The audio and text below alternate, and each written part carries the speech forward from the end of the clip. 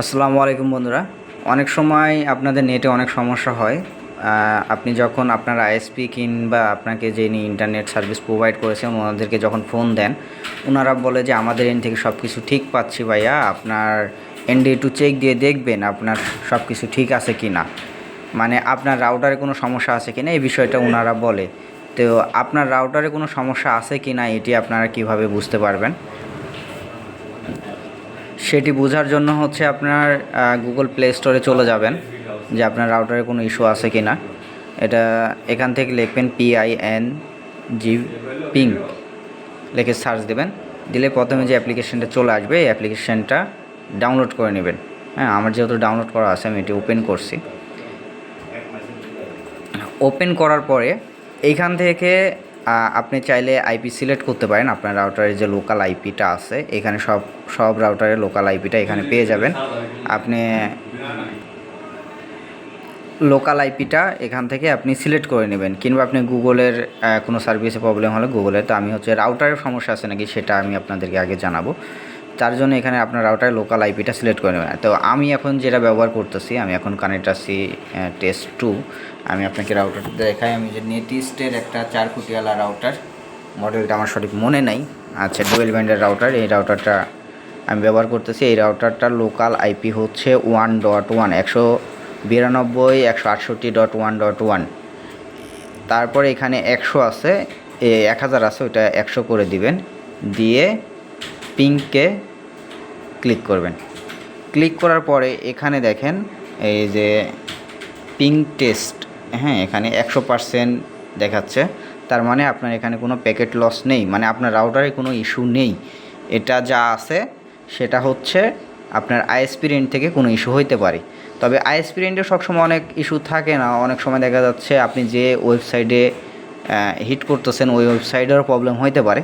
দেখেন আমি এখান থেকে প্রায় 200-300, আমি এখানে স্টপ করি, 301টা পিং দিছি, তার মধ্যে একটাও লস নেই, মানে এটা 100% আছে, মানে আপনার রাউটারে কোনো ইস্যু নেই এখান থেকে।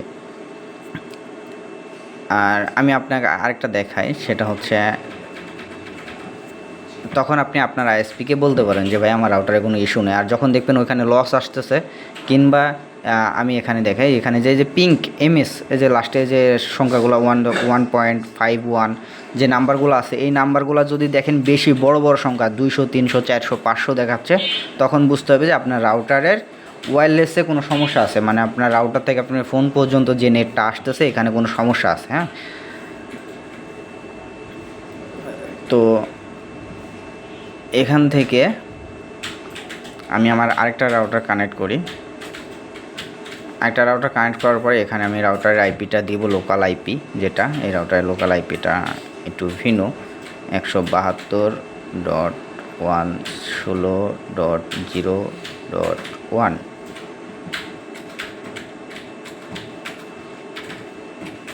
তো আমি এটা হচ্ছে এখন পিং দিব। আমি কি এটাতে কানেক্ট আছি? হ্যাঁ, কানেক্ট আছি।